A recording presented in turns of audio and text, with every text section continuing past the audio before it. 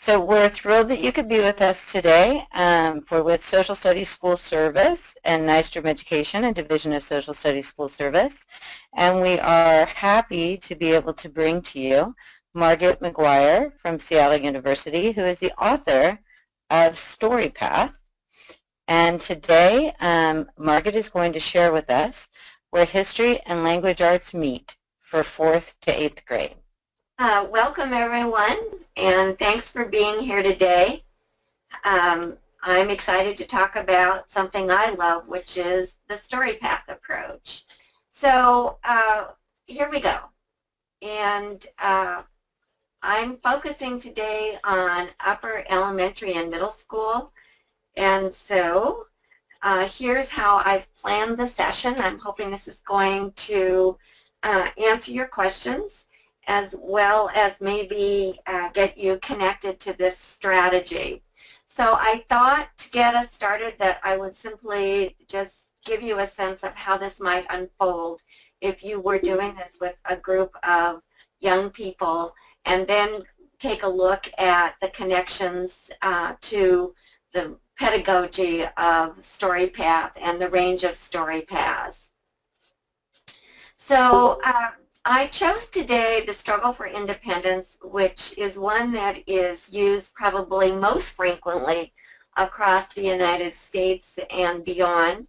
And so here we go. And this is how I would start this with a group of young people. We're going to create a story together. And in doing that, as I like to say to people I work with, you can't do Storypath or social studies without literacy. They're intertwined at every point of the learning process. When we introduce a Storypath, we're asking our young people to enter into a story with us. And if I were in a classroom, I would start with saying, we're going to create a story together. And this particular story is set in about 1765 in colonial Boston.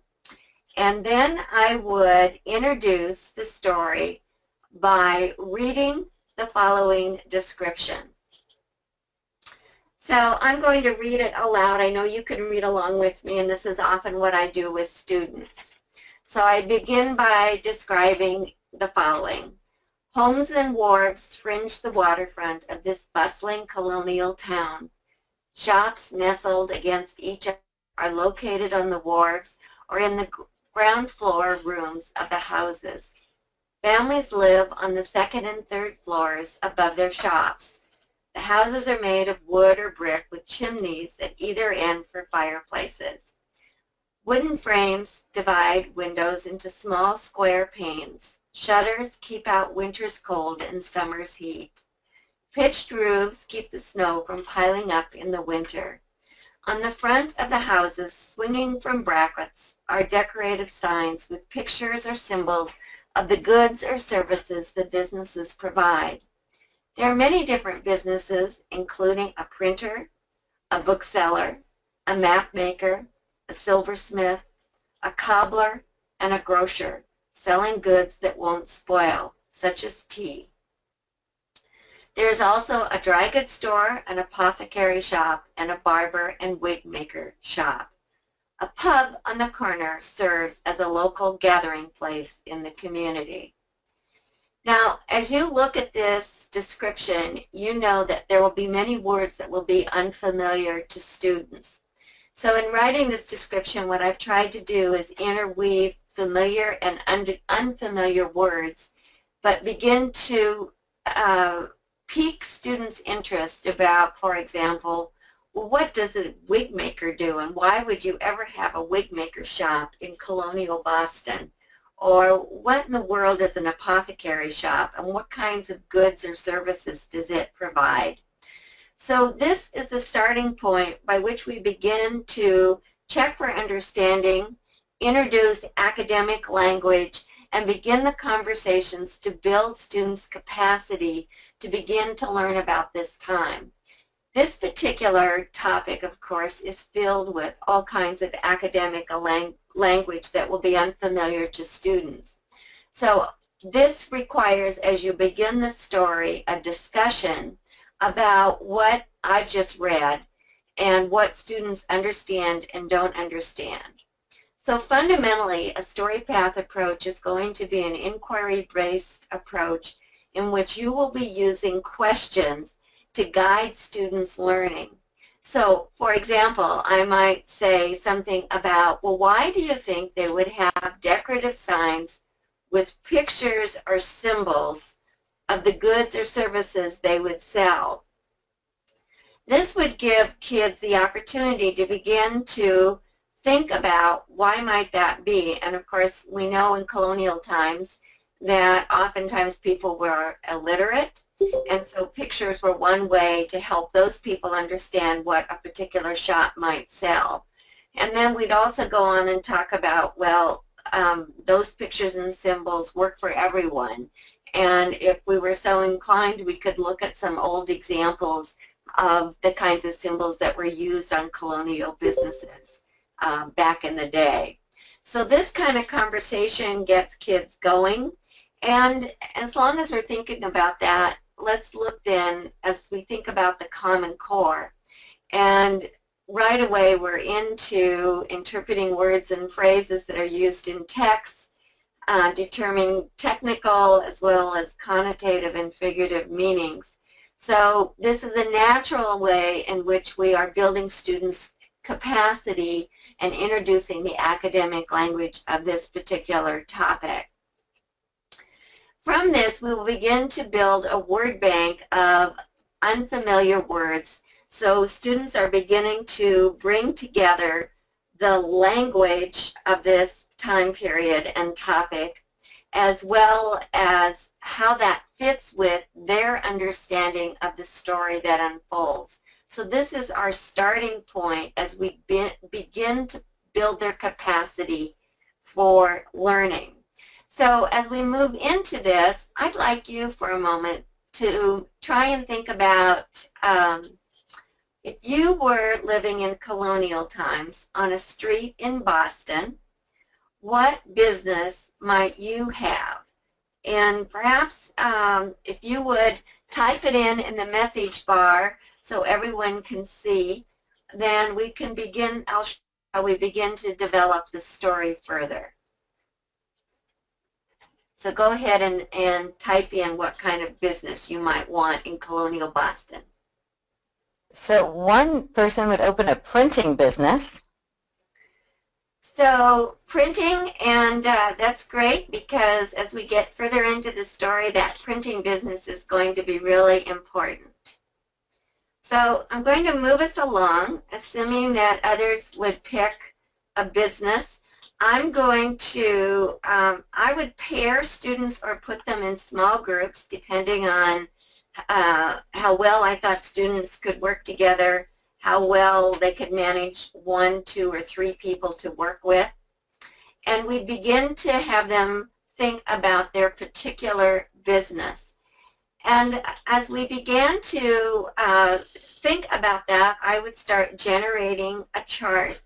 And because I'm letting them think about the business that they would like to create, we might end up, for example, with a lot of one particular business. And if that happened, I would turn to the class and say, well, what happens if we have 5 pubs on this one street of colonial Boston? Do you think we can support 5 pubs? And maybe with an adult story path, people would say yes, but most children will say, no, we can't support 5 pubs, so they might decide to be something else, like a baker or a bookseller and so forth. Now, I want to go back and say that by the time we got to this discussion about what business students might like to have, we would have had a lot of conversation about what each of these businesses do. So students wouldn't be guessing just any old business, but they'd have a context for doing that. So then we'd begin to think about how we were going to make the visual representation of colonial Boston. And this then are some of the practical considerations that I would want to take into account, in which we outline in the curriculum manual for teachers.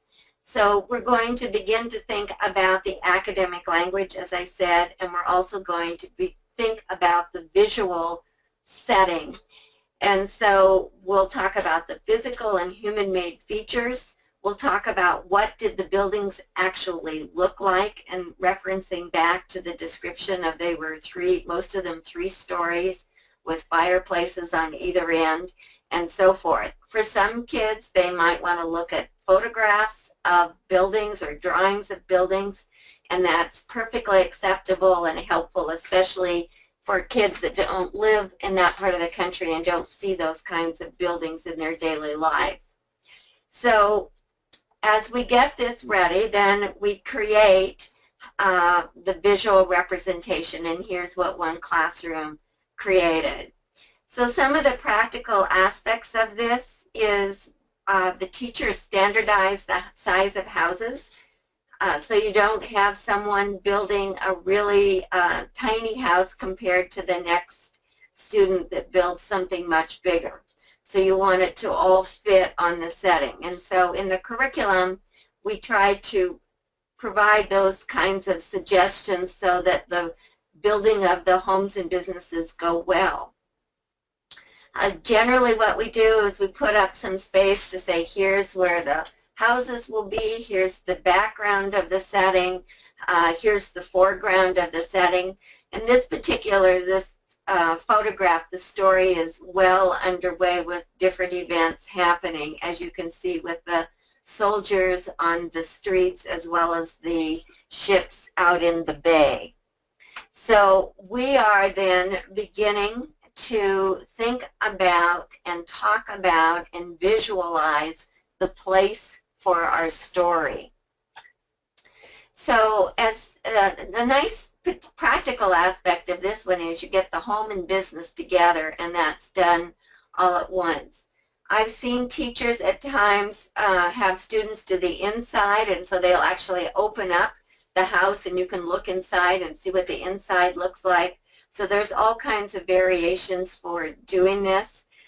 Probably the biggest challenge is finding space in a classroom to put this up. If you're in a middle school setting where you have maybe 3 different classes doing a Storypath simultaneously, I would advocate that each class needs to create their own setting, and typically what teachers will do is put it on like foldable poster board so that at the end of one class they fold that up and then unfold it when the class comes back the next day.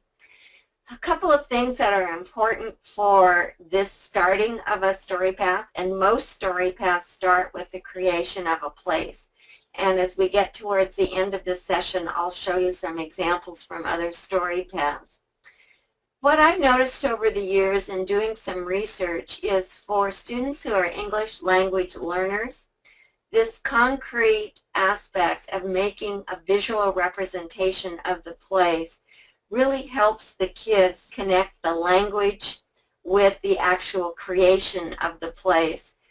We would create then, once the place is up, a word bank that would continue to build on the academic language. We might also look at words that are describing words to describe our city street. We may decide to use other kinds of words with sentence stems for ELL kids if that's appropriate, but we're binding together the creation of the place with the language that goes on to describe the place. So after we have it created, we'd ask students to talk about the place they created. As a teacher, you would ask questions to help them think more deeply about the connection among businesses. Who are the people that might know each other on this main street? Where would they shop on this street if they needed particular goods and services? What kind of people might come into their business? And all of these kinds of discussions would help build their beginning understanding of the story, and in this case, colonial Boston. So this gets your story underway. This is something that students love to spend lots of time on. So another practical consideration is how much time to do this. And depending on the teacher and what your priorities are, I normally set aside a couple of hours and say we're going to create our place and then we're going to be done. Because this is the kind of thing that students would like to do for a week at least. And obviously there's a diminishing learning return on this going on for a long, long time. I do find that children will go home and make things and bring them in and add them into the setting because they're engaged with the place that they've created.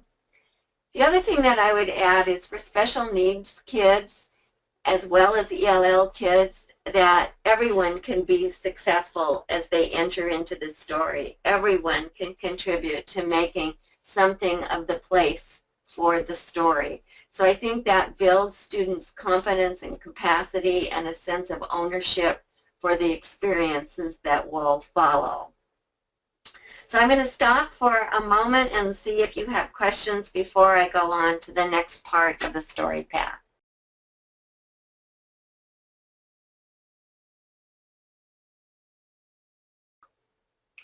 Okay, moving ahead.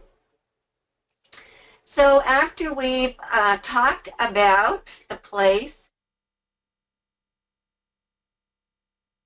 is have students do some writing about the place that they've created so that we are binding together the oral language, the visual representation, the discussion, and then to help really cement the learning to write about the place. This is also a great opportunity for the teacher to assess, are students beginning to pick up on the academic language? Are they beginning to understand what colonial Boston was like? And one of my favorite activities is to take a photograph of what they've created and make it into a postcard to be sent home with families. So as you see in this example on the PowerPoint, I'm asking kids to write about their community, not a lengthy amount of writing, but just enough to connect the language of the experience to the experience. And you see again on the left-hand side another example of how someone created the street in colonial Boston. So again, lots of different ways in which teachers have come together to make this work for their particular situation.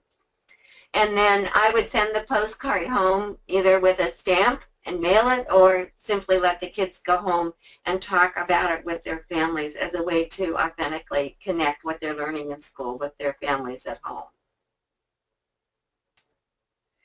So this, for a story path, most story paths will start with a visual representation either through a description written about a place or through a brainstorming process to get the students started and connected to imagining the setting for their story.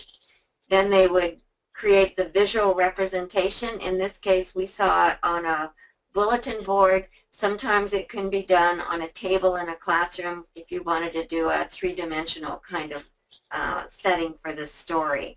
And then followed by creating a word bank and doing some writing activity that would be important for a particular classroom. So this sets up the setting for the story. In the particular curriculum that we've created for the story path, we've used teaching masters to try to provide strong support for students and guidance. Those in this case, you're seeing a guide sheet for doing the postcard with clear expectations outlined for what the students would do, what our expectations are for writing. So you can see we're talking about accurate information, using words from the word bank, using details about colonial Boston, and then, of course, appropriate capitalization and punctuation.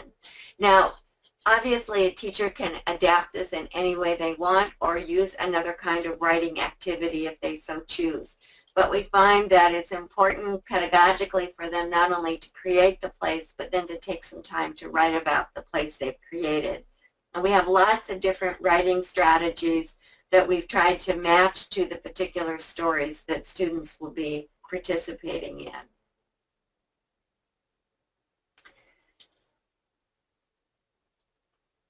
So the next aspect of the story is to begin to think about the colonists in this particular story, creating the characters for this story.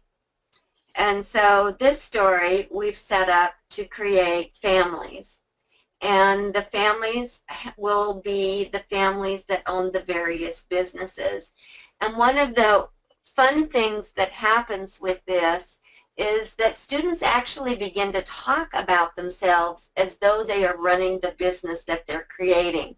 So it makes that next step of saying, okay, so what's your role in the family and business?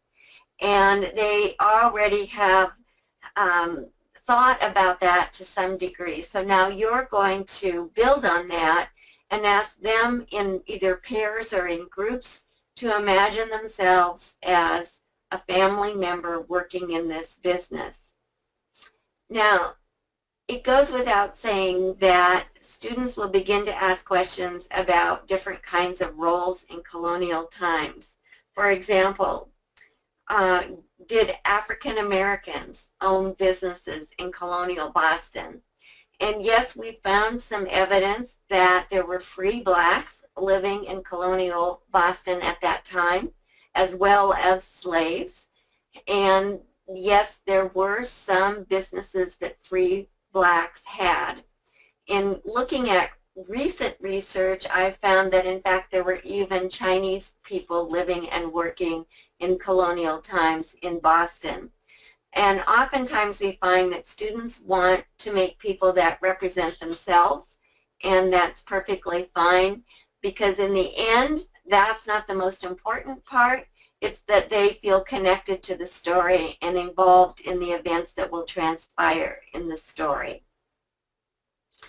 In this case, because we're asking kids to think about colonial times and what were the jobs, we're beginning to ask them to begin to think about what did people wear, what were the kinds of jobs. So there's a lot of discussion, and also beginning to introduce them to reading for information. So putting them into the curriculum, there's a content slides in which they begin to build their capacity to understand what were the jobs that people had, how did they dress, and of course for them to understand there wasn't electricity in those days and a lot of the work was manual labor and so forth. So it's that inquiry constructivist base of back and forth as they ask questions, do the research to find answers, not only in the content slide sets, but then this is a great opportunity to go to other resources as well. So it's a great way for them to begin to think about, well, if I lived in colonial Boston, what might my job be? So in this case, we're beginning to meld together the imagination as well as the content of colonial Boston. We ask kids to be authentic and make believable characters so that you don't have, for example, a Martian introduced to colonial Boston. That would take your story into the fantasy world, and that really isn't the goal of this particular Storypath. So I'm going to pause here for a moment and ask you to take a couple of minutes and look at these three characters that I've put up and see if you can imagine a name, age, a family position, what your family business is, what kind of personality you might have, what kind of leisure activities that you might be involved in, and what interesting life experience you might have. And then I think, so that I'm not doing all the talking, I'm going to call on one of you or two of you to share what you've created. So I'm going to pause here for a minute, see how quickly you can jot some ideas down. So, so let me ask, all right, Dixie, can you tell us, can I put you on the spot and have you tell us a little bit about your character? Sure. So I was thinking about, now, am I correct that we could think about either the ladies on the top or the men on the bottom? You can be anybody you want to be. Okay. So I was thinking about the woman that had the RH on her apron there. And I was thinking a name that I associate with that time is Abigail, probably because of Abigail Adams. I was thinking about family position in business, and since I had thought earlier about a tea shop, I thought, oh, I'm going to have her husband own that business, and if he was a business owner, I was thinking about her position, and I wondered if they would even be able to afford a servant at that time, so I thought, well, maybe I'd go with that for a little while. Which would perhaps give her a little more time for some leisure activities, though I doubt there would be too many. I'm going to say, though, that she likes to go to that printing shop that we have also mentioned before, and so maybe she can read and likes to read something from that. Okay. Do you want me to keep going? No, I think that gives us a sense of that. So if I'm the teacher and I'm listening to you present about Abigail, and before what I didn't say, which I should have, is that we would have brainstormed ideas for personality characteristics. We would have brainstormed notions of what people did in family businesses. We'd also would have brainstormed leisure activities, because the kids might not know that card playing or checkers or visiting, telling stories, dancing might be things that they did back in colonial times. And so we'd begin to explore that, so as students began to imagine their characters, they would have more to fill out about this particular person. So if you were doing that introduction to the class, I would ask you, so are you good friends with the printer's wife, Abigail? Yes, I am. And have you known each other for a long time? Yes. And and just where you're kind of catching, if I could see your face, I'm guessing that you are making this up on the spot. Absolutely. Yeah, and so this is what a strategy that we use to help the kids begin to make these connections between the different characters. Now, obviously, they're not going to be sitting at home listening to a webinar. They're in a classroom talking to each other as they're creating their characters and so forth. And so they're beginning to have these conversations back and forth.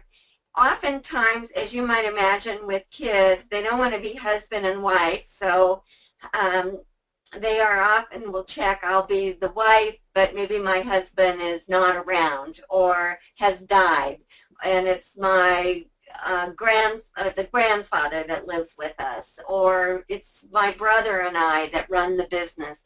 All of those possibilities are believable and realistic to that time and place. Also, I try to point out to students that even in colonial times, women often ran businesses, because if their husband were gone for a long time, for example, in the tea business, the person might go over to England to buy tea and be gone, so the woman would have to run the shop. So that kind of conversation, not only are you building content knowledge with the conversation back and forth with the kids, but you're also helping them develop a deeper understanding for what life might have been like. So, Andrew, could I put you on the spot and ask you to introduce your character? Sure. Can you hear me all right? Yes. All right. Well, my man is Jebediah Smith. He is 35 years old, and he is a unmarried man of 35 who runs a shipping business. He works all the time because he's saving money to get a wife eventually.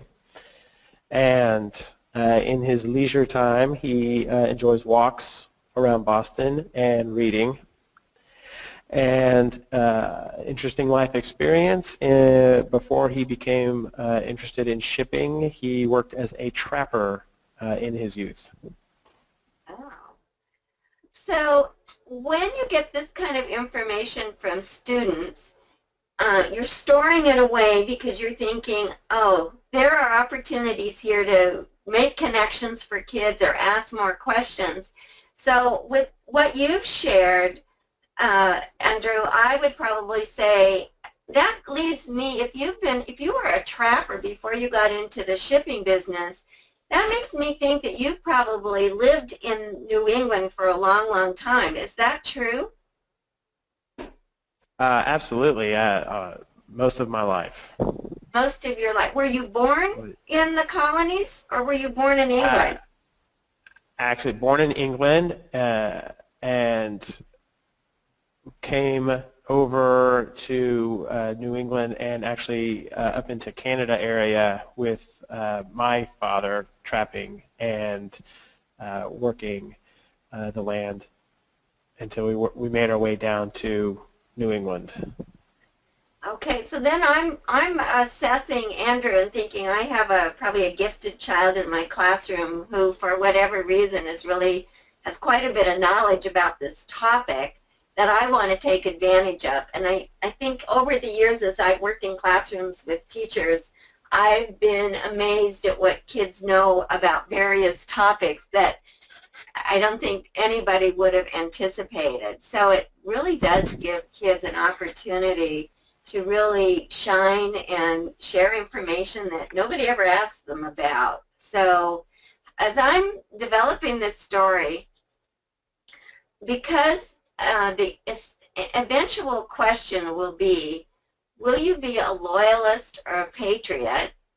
And because I am trying to help students understand both sides of that question, what it was to be a patriot and what it was to be a loyalist, and because Andrew has shared that his character was born in England, I'm going to try to reinforce those connections back to the quote-unquote motherland, because I want to kind of nudge him towards thinking himself as more, maybe more prone to be a loyalist than a patriot. Now, maybe that'll work, maybe it won't, but ideally, and I think most classrooms, I'm surprised because when I first started piloting this unit, I thought, will kids really be able to take on the loyalist side? And I've never heard of a whole class being all patriots. And I think it's because partially when you say you could be hung for treason, that kind of nudges kids to maybe take a realistic view of would they really put their head on the line for a position like that. So if you imagine over a number of days this kind of conversation going on about the kids, and your role as the teacher, asking questions, making connections, raising issues about finding out more information about colonial times, you're constructing their understanding for this particular topic and the information that you want them to understand. Now, a couple of practical things I'll say about doing this. Generally, when we're doing this, we start with a brainstorming the list on the left-hand side, like possible names that were of colonial times. Age, I normally say to students, you need to be an adult in the story because you want them to act as adults. And that's always interesting because what you think is an adult and what they think is an adult can be quite different. So, you don't want them to be the baby and you don't want them to be a little kid because you want them to be able to take a position on some of the issues that will come about as the story unfolds. So brainstorming all of these possibilities, then we actually ask kids to get in and make their character. And I've chosen these examples because I loved, the teachers were kind enough to have their students give them to me, telling them that I was going to share them with people all over the country to see. And so you can see the kind of care that students have really put into creating these characters. The more interesting your art supplies, the more interesting your characters will be. And there's clear descriptions on how to create the characters and standards to hold students to so that they create a realistic and believable character. So the last thing I would say is that students really get connected to their characters. And in fact, I've had students come back to me. In fact, I had a student in my teacher education program the other day that remembered doing a Storypath when she was a child, so probably 15 years ago, and she told me the name of the character and what role they played in the story. So you can see how pretty powerful that is as students connect to their characters.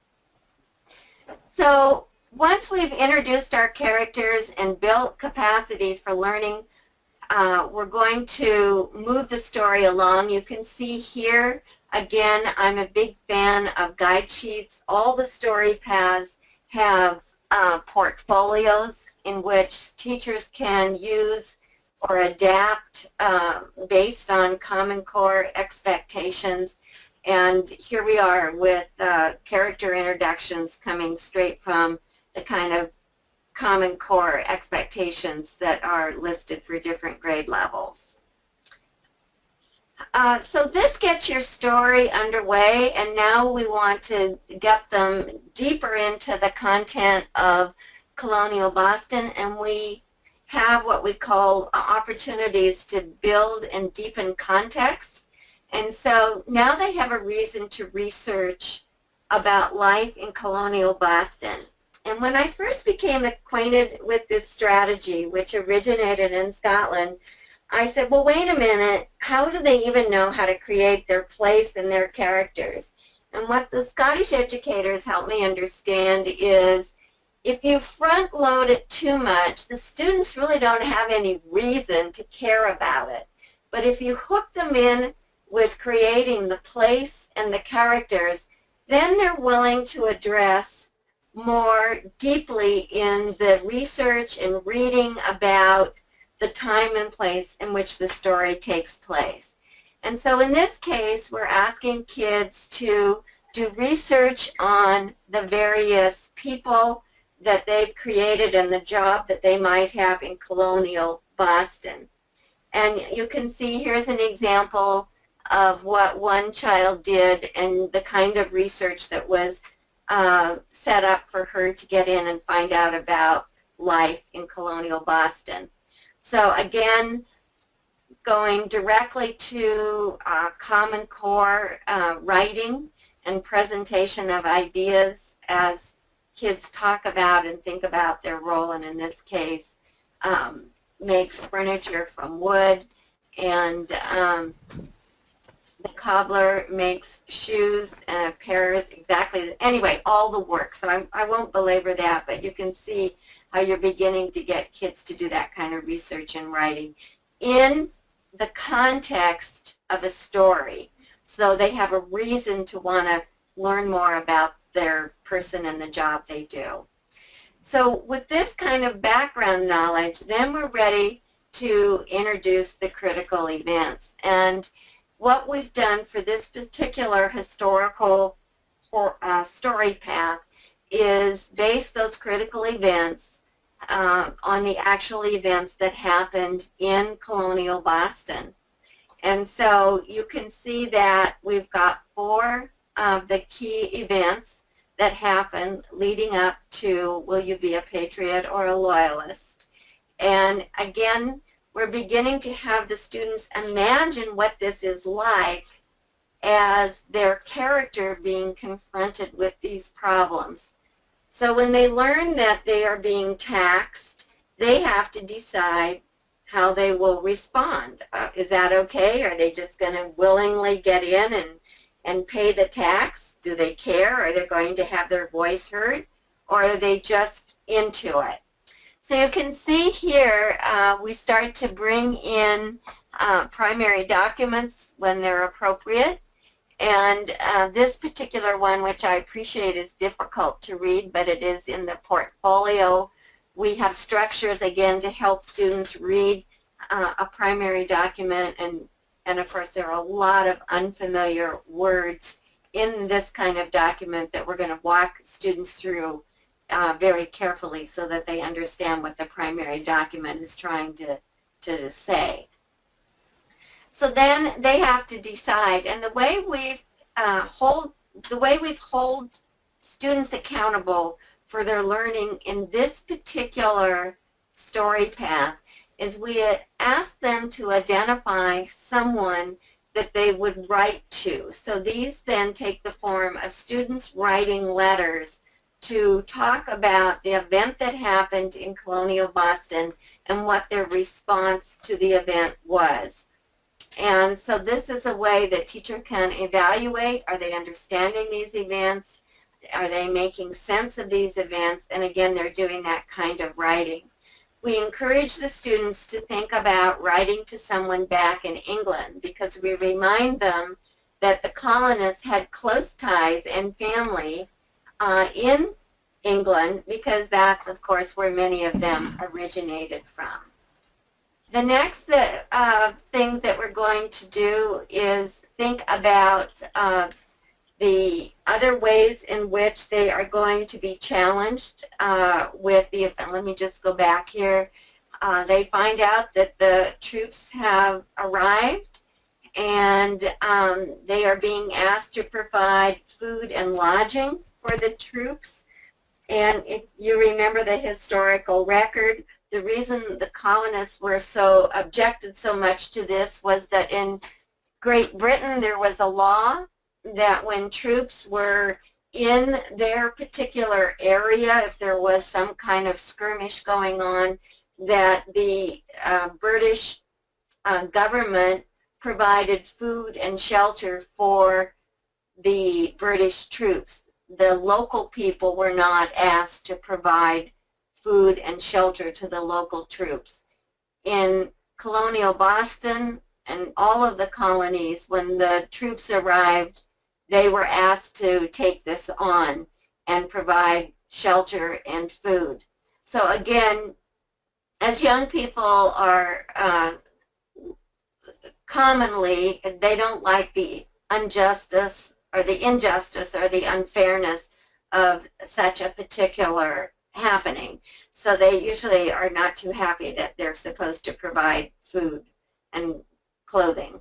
Well, not clothing, but shelter. So again, you have to take a position. So we have students meet in family groups to talk about it. Then we go and we meet in the pub and we have community meetings and conversations about what's going on.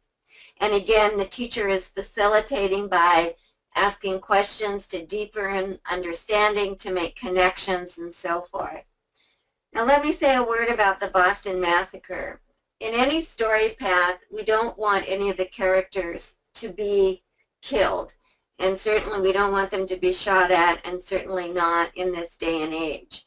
So the way this particular critical incident is set up is that they actually are witness to what actually happened, but they did not take part in it. And so as a result of that, they then are given the printer, Paul Revere. Now, so this is where if you were part of the printing office, you would be part of a role play where you would be asked to come in and create this visual representation, which Paul Revere did, which of course is not an accurate visual of what actually happened during the Boston Massacre. So the students have a more objective and authentic basis for saying, wait, it wasn't really a massacre at all. It didn't happen the way this engraving shows. And so we present this critical incident as, if you were the printer, would you go ahead and print this even though you know it isn't accurate? And if you were the other people on the street knowing about this, How would you feel if your friends down the street knew they could make a lot of money because this engraving was going to be shown down the coast of eastern United States or the eastern colonies, and you knew it wasn't accurate? What do you think about that? So we're raising that kind of moral dilemma and really having kids sort through how they felt about this engraving, which of course is the actual engraving, but not the actual event. So lots of opportunity to talk through about the event, what happened, what side to take, and moving forward accordingly.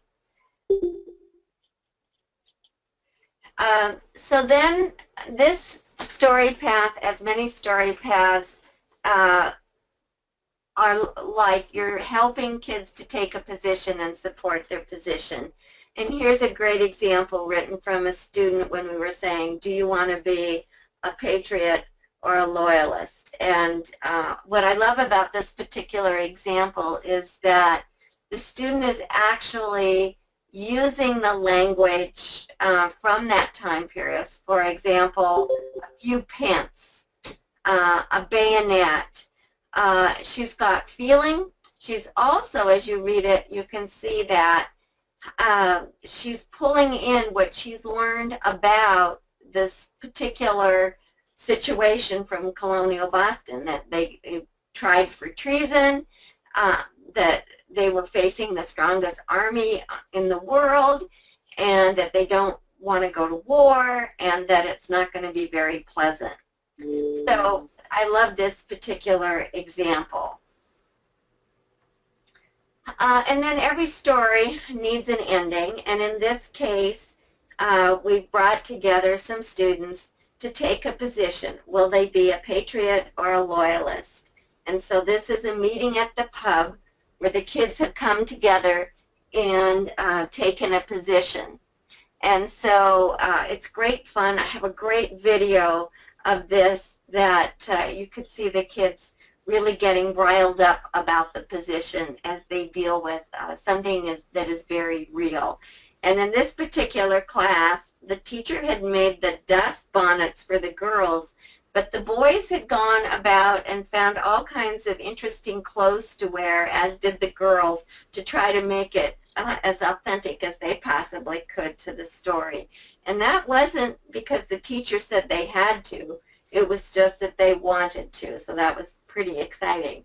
Now, they have to decide, will they be a patriot or a loyalist, and support their opinion or their position with reasons. And again, in the portfolio, there's structures to help students think through and then write about their position.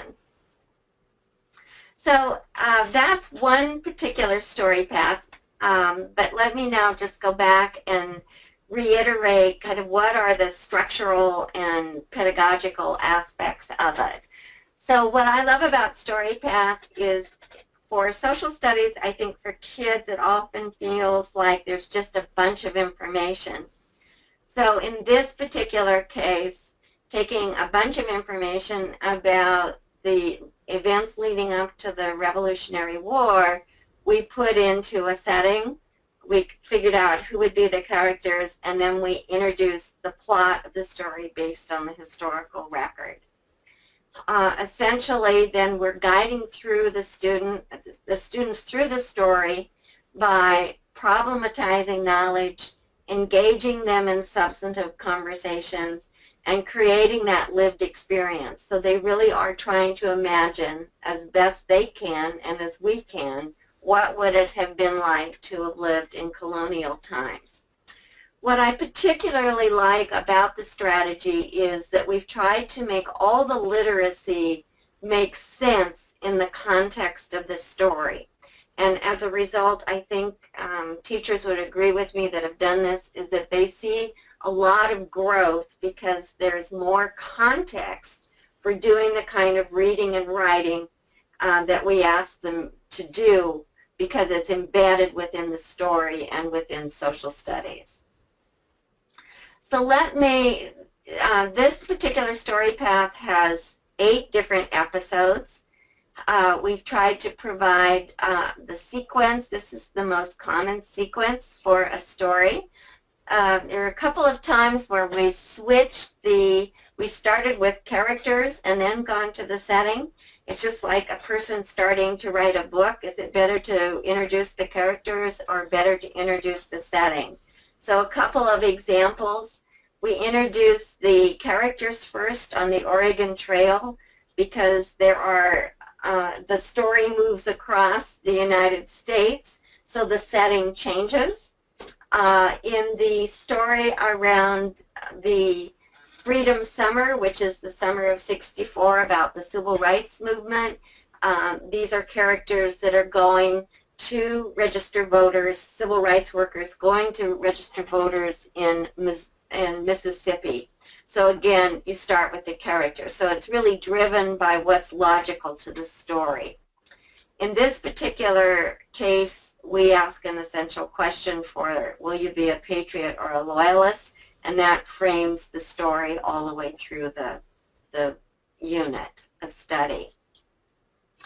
Let me say a word about role play. First, I would say we don't do enough of it, and yet I think it's great for kids to do because it really gets them engaged. It makes them think and verbalize what they're thinking, and it helps our ELL kids with lots of structural support to be successful. And then when they get ready to write, they have something to write about because they've experienced the actual event through trying to verbalize and think on their feet as they figure out what they're going to do. So you will introduce throughout a story path short role plays to help bring that story to life for the kids.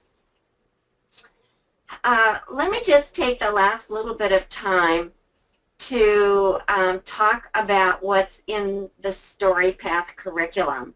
In this case, we have it in a box format, but the active classroom, all of this is online. So you would have a teacher guidebook, or the teacher's handbook that's shown on the left-hand side. You have a portfolio that you can choose to use or not, or adapt to help provide structural support for the various reading and writing and speaking and listening activities. You have anchor slide set that's shown down in the right-hand corner that frames the question and then puts anchors the basic content of the particular topic. We would also expect teachers would want to draw in other resources to engage students in a topic that is broader than just the content slides. So that option is there for teachers. The handbook is set up with an overview for each episode. You can see there are teacher notes that run down the column that say you could do it this way or you could do it that way, because we think teachers know their classroom needs best of all, and we want to give them the encouragement and freedom to say, I think I know a better way to do this, and so we've tried to provide those options throughout. The literacy is integrated into the unit, so it is closely tied to the actual events of what the story calls for. There are opportunities for assessment throughout, support for the teacher with added content knowledge as they work through the unit. So these are the various story paths that are for American history at the upper elementary grades and middle school. All of these particular story paths have been piloted at both the upper elementary and the middle school grades with great success. So it gives you a quick look at what the range of options are. We are piloting right now one related to Columbus and the Taino Indians, if anyone's interested. shoot me an email because I'm still looking for pilot sites.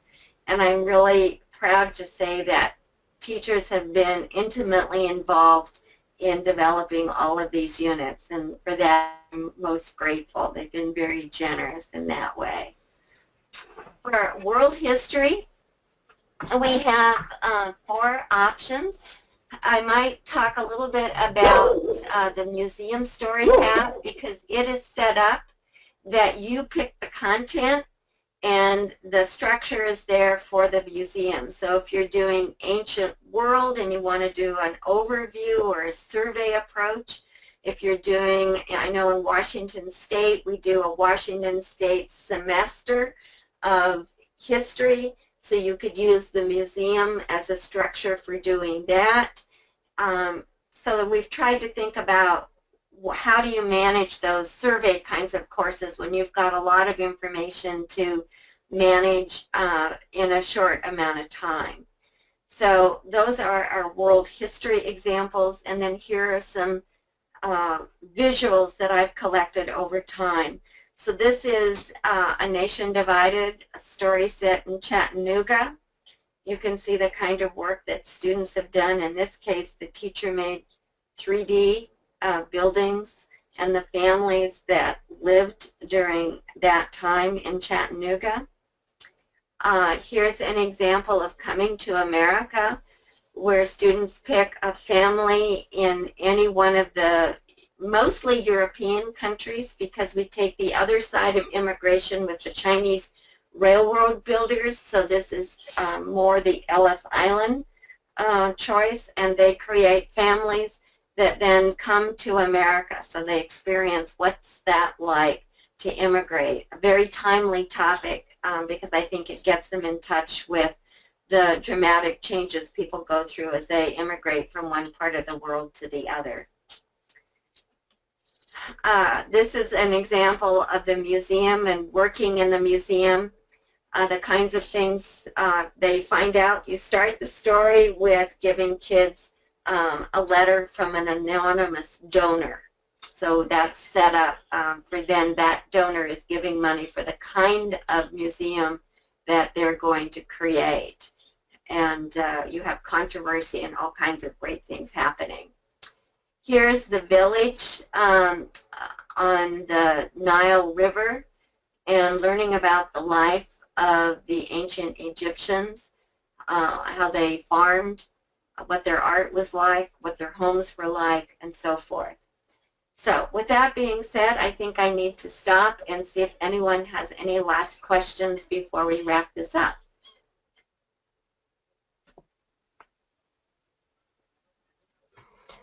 Thank you so much, Margaret. What a wonderful display of Storypath.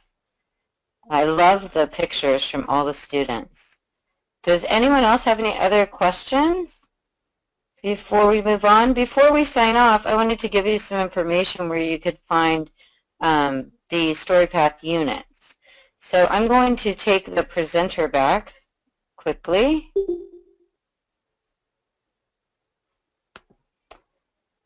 And show my screen real quick. Margaret, do you have my screen now? I do. Okay, so here at the Social Studies School Service website, and I'll put these links in the chat bar, you can see the Storypath units. You can see all the units that are available for purchase in print or on CD-ROM or an ebook. There are many units, and you can explore them and get a better description of them, and I will put this link in the chat bar for you. You'll also get an email after the webinar that will show you the recording of this webinar, and you can also reply to that email and we can give you more information. In addition to purchasing the materials this way, you can also purchase the materials through Active Classroom, which is sold through Nystrom and Division of Social Studies School Service, which actually has over 3,000 different activities in it. And just a quick glimpse of what Active Classroom looks like. You can go and search in this digital platform. It's like a huge digital repository. And here, if I chose Storypath, I could go just to Storypath, and I could search for just those lessons that are in Storypath. and then they would appear down here. And you could access all the materials digitally. So great options for you for this wonderful hands-on program, very conceptual, to be able to access those materials in print or digitally. So I'll send those links out to everyone now, and I just wanted to thank Margaret again for participating. So thank you again for joining us today, and we hope to see you on another webinar soon. Thank you.